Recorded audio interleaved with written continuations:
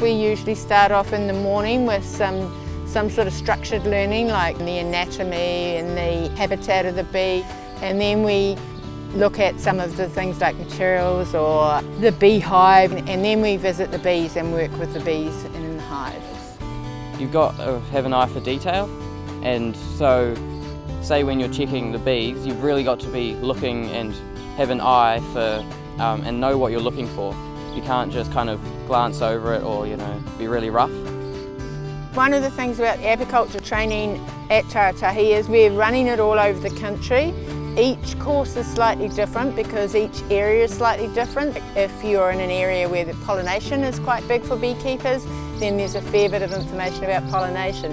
If you're in an area where manuka is, then there's that.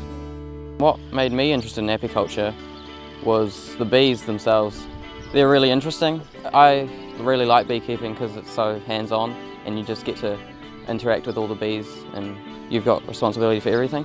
There's jobs in management, there's jobs in marketing, there's jobs in legislation, there's all sorts. There's beekeeping, there's working in processing units, and there's a huge amount of opportunity in the Wairarapa with a lot of big firms here.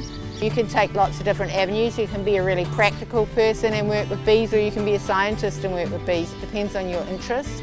The best advice I could give a student is to get a really good understanding of the bees and understand how they are in their world, because if they get that, then they'll be able to nurture and create a really pumping hive that is making lots of honey.